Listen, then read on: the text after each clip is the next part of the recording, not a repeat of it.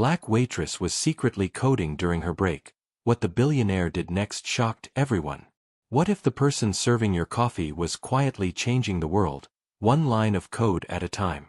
Jasmine Wilson's fingers moved across her phone screen with the precision of a pianist. Her break time transformed into something extraordinary. The small corner booth at Miller's Diner had become her makeshift office, where she crafted algorithms that could revolutionize healthcare, while the scent of fresh coffee and apple pie filled the air around her. At 34, she'd learned to steal moments wherever she could find them, balancing 2 jobs and a dream that seemed as distant as the stars. Her worn sneakers and coffee-stained apron told one story, but the elegant code flowing from her fingertips whispered of another future entirely. She had no idea that in just a few minutes, everything would change when a regular customer would glance over her shoulder and see something that would shake him to his core. "Where are you watching from tonight?" Jasmine had been working at Miller's Diner for 3 years, her morning shift starting before sunrise and ending just in time to rush to her evening job at the hospital's billing department. The regulars knew her smile, her careful attention to their coffee preferences, and the way she could balance 4 plates on one arm without breaking a sweat. What they didn't know was that she'd been teaching herself programming for the past 2 years, turning every spare moment into a coding lesson. Her phone contained something precious, an app she'd been developing that could help doctors identify early symptoms of rare diseases by analyzing patient data patterns. It was ambitious, maybe even impossible for someone without a computer science degree, but Jasmine had always believed that passion could bridge any gap. She'd learned Python from YouTube videos, mastered databases through online courses, and spent countless nights debugging code after her double shifts. Richard Thornfield, 42 and worth more than most small countries, had been coming to Miller's Diner every Tuesday for the past month. His driver would drop him off 3 blocks away, and he'd walk the rest, savoring these few moments of anonymity. The tech mogul who'd built his empire on healthcare innovations was struggling with his latest project. His team of Ivy League programmers couldn't crack the problem that had been haunting him for months: how to create predictive algorithms that could democratize early disease detection. He always sat in booth 7, ordered black coffee and wheat toast, and tried to solve problems that kept him awake at night. Jasmine was his usual server, and he'd grown fond of her genuine warmth and the way she never treated him with the artificial deference he encountered everywhere else. She called him Mr. Richard, asked about his day, and somehow made even his worst mornings feel manageable. This particular Tuesday felt different from the moment Richard walked through the diner's glass doors. Jasmine was taking her break in the corner booth, her focus entirely absorbed by her phone screen. As he passed her table heading to his usual spot, something made him pause. The reflection on her phone screen caught his eye, and he glimpsed lines of code that looked remarkably sophisticated. Richard's heart skipped a beat. He recognized the programming language immediately. It was the same one his team used. But more than that, he could see the elegant structure of what appeared to be medical diagnostic algorithms. His mind raced as he tried to process what he was seeing. This young woman, who spent her days serving coffee and clearing tables, was working on code that looked more advanced than anything his Harvard-trained developers had produced. He slipped into his usual booth, his coffee growing cold as he watched Jasmine work. Her fingers moved with the confidence of someone who truly understood what she was building. Every few minutes, she'd pause, think deeply, then type with renewed purpose. Richard had seen that same expression on the faces of the most brilliant programmers he'd ever worked with. As Jasmine's break ended and she approached his table with the coffee pot, Richard felt something shift inside him. The assumptions he'd carried, the comfortable distance between their worlds, everything was crumbling as he looked into the eyes of someone who might hold the answer to his most pressing problem. "More coffee, Mr. Richard?" Jasmine asked, her phone tucked safely in her apron pocket. She'd learned to hide her coding passion after too many confused looks and well-meaning but dismissive comments from customers who couldn't imagine their waitress as anything more. Richard nodded, his mind still reeling from what he'd witnessed. "Jasmine, can I ask you something? That looked like some pretty complex work you were doing on your break." Her smile faltered slightly, and he could see the defensive walls going up. "Oh, that. Just messing around with some apps.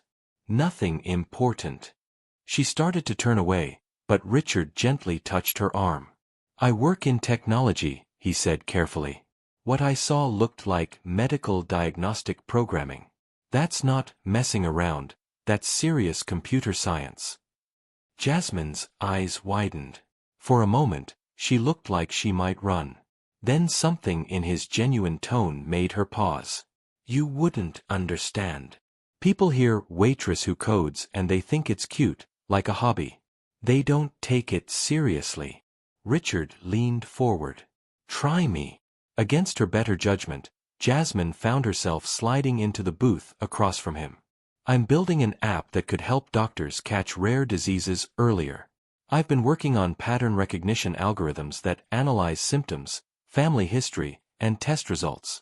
The idea is that small clinics in underserved areas could use it when they can't afford specialist consultations. The words poured out of her like a dam breaking.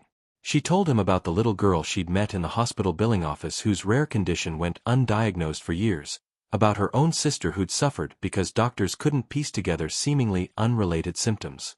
Richard listened with growing amazement as this remarkable woman described solutions to problems that had stumped his team of experts. The hardest part, Jasmine continued, is the machine learning component.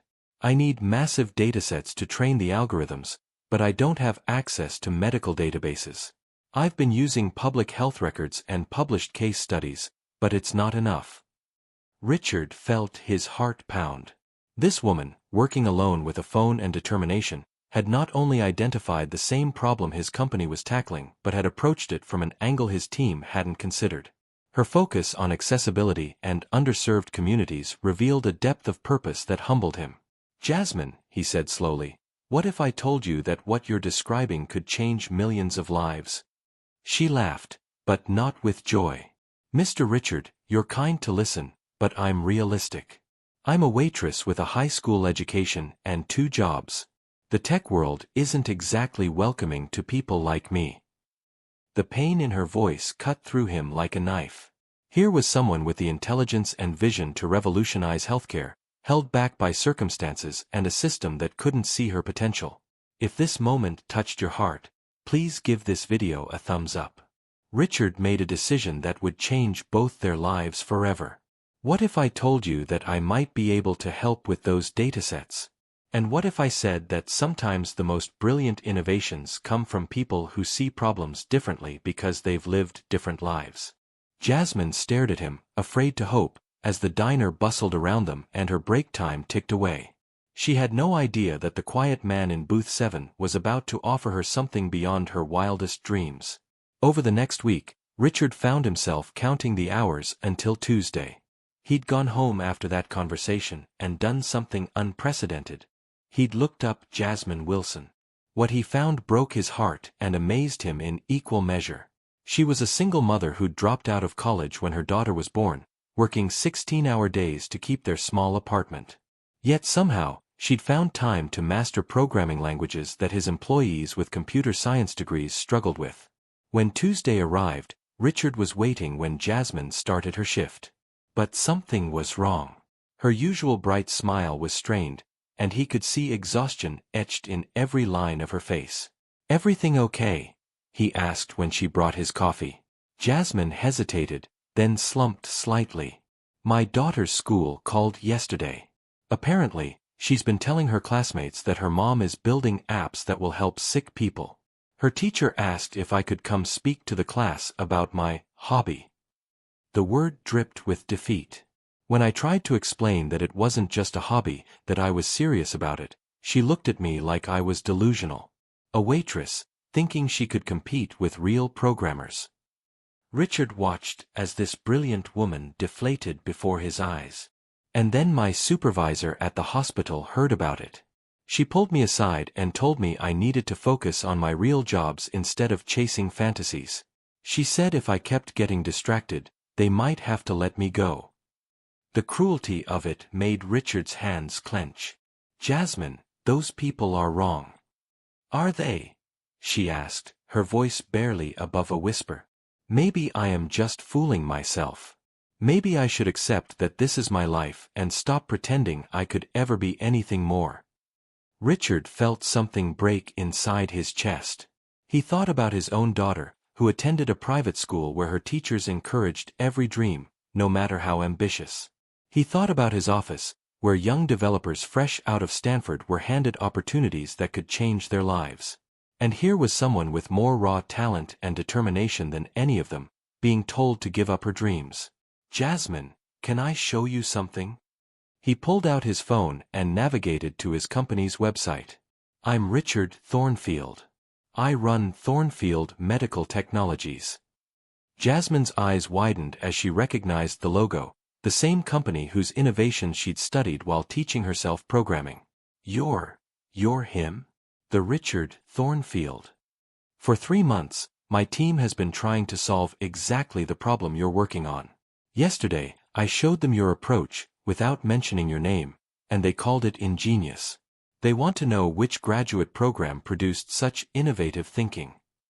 Jasmine's hand covered her mouth as tears filled her eyes. Have you ever faced something like this? Let us know in the comments.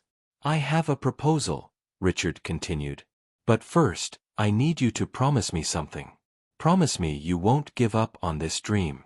Because what you're building isn't just an app, it's the future of accessible healthcare. And the world needs people like you to build that future. Jasmine stared at him, afraid to breathe, afraid to hope, as her entire world shifted beneath her feet. I want to offer you something, Richard said, his voice steady with conviction. A position as lead developer on Project Beacon, our early disease detection initiative. Full salary, benefits, and equity in the company. But more than that, I want to build your vision the right way. Jasmine's world tilted. I don't understand. You can't just offer someone a job like that. I don't have a degree, I don't have experience, You have something more valuable than either of those things, Richard interrupted gently. You have vision, determination, and a perspective that comes from understanding what it means to need accessible healthcare. My team has been approaching this from the top down, thinking about market share and profit margins. You've been thinking about the little girl whose rare disease gets missed, about the communities that get left behind. Richard pulled out a tablet and showed her the technical specifications for Project Beacon. This is what we've built so far. It's technically impressive, but soulless. It would only be available to major hospitals, and only affordable for wealthy patients. Your approach could change that. As Jasmine studied the screen, Richard watched her brilliance shine through. She immediately identified weaknesses in their algorithm, suggested improvements that made him wonder why his team hadn't thought of them. The diagnostic tree structure is too rigid, she said, forgetting her nervousness as she fell into the problem. Rare diseases don't follow textbook presentations. You need fuzzy logic here, pattern recognition that can identify correlations across seemingly unrelated symptoms. Exactly, Richard breathed. This is what we've been missing. But then doubt crept back into Jasmine's eyes. Even if this is real, what about your board? Your investors? What will they say when they find out you hired a waitress to lead a multi-million-dollar project? Richard's smile was fierce with determination. They'll say I made the smartest hiring decision in the company's history. When we revolutionize diagnostic medicine and save thousands of lives, they won't care where you learned to code. They'll care that you changed the world. He leaned forward, his voice growing passionate. Jasmine, I've been in this industry for 20 years. I've worked with the brightest minds from the best schools, and I'm telling you that what you've created in your spare time, working on a phone during coffee breaks, is more innovative than anything I've seen. Don't let anyone convince you that your dreams are too big. Jasmine closed her eyes, thinking of her daughter, of all the nights she'd fallen asleep over her laptop, of every person who'd told her to be realistic. When she opened them, Richard saw a new strength there. I have conditions, she said, her voice stronger now. Richard extended his hand. I wouldn't have it any other way. As they shook hands, Jasmine felt 20 years of barriers crumbling around her. The girl who'd been told to accept limitations was about to become the woman who would break them for others. If you've been enjoying this story, subscribe to our channel for more heartwarming tales. 2 years later, as Jasmine stood on stage accepting a humanitarian technology award, she would think back to this moment and smile. But for now, she had work to do, a world to change, one line of code at a time. 18 months later, Jasmine stood in the gleaming offices of Thornfield Medical Technologies, watching as the latest version of her diagnostic app processed patient data from a small clinic in rural Alabama. The notification that popped up made her smile, another rare condition identified early, another life potentially saved. Dr. Wilson, called her assistant, using the honorary title the company had insisted upon. The CDC wants to schedule another call about the nationwide rollout. Dr. Wilson. Jasmine still marveled at how strange and wonderful it sounded. She'd never gone back to school. Richard had been right that her practical experience and innovative thinking were worth more than any degree. Instead, the company had arranged for her to work directly with medical experts, turning her app into something that exceeded even her original vision. The technology was now being used in over 500 clinics across underserved communities, available on tablets that cost less than a single specialist consultation. Just last week, a clinic in Detroit had used the app to identify a rare genetic condition in a 7-year-old boy whose symptoms had puzzled doctors for months. Richard appeared beside her, carrying 2 cups of coffee, a tradition that honored their first real conversation at Miller's Diner. "The Peterson family called," he said, handing her a cup. "Their daughter is fully recovered thanks to the early diagnosis your app provided. They wanted you to know they're naming their new puppy Jasmine." She laughed, the sound bright and free. "I never imagined it would feel like this, knowing that something I built is actually helping people." "You know what the best part is?" Richard asked. "The scholarship program you insisted on. We've got 15 students from non-traditional backgrounds working on the next generation of the app. Kids who might have been overlooked. Just like you were." Jasmine nodded, thinking of her daughter who was now telling her classmates that her mom was a real scientist who helped sick people get better. The same teacher who'd once called programming a hobby had recently invited Jasmine to speak at Career Day. "I keep thinking about that day in the diner," Jasmine mused. "If you hadn't looked over my shoulder, if you hadn't seen past the uniform and the assumptions." "But I did," Richard said firmly. "And you never gave up on your dream, even when everyone told you to. That's what made the difference." As the sun set over the city, Jasmine packed up her laptop, her own laptop now, not just her phone, and prepared to head home to her daughter. Tomorrow, she would continue building the future of accessible healthcare. But tonight, she would help with homework and read bedtime stories, knowing that her daughter would grow up in a world where dreams weren't limited by circumstances. The girl who once coded on coffee breaks had become the woman who proved that innovation comes from the most unexpected places, when brilliant minds are given the chance to shine. If you enjoyed this story, please remember to like this video, leave a comment with your thoughts about following your dreams against all odds, and subscribe for more inspiring stories about people who changed their lives and the world around them. Thank you for joining us on this incredible journey, and remember, your dreams are never too big when your purpose is to help others.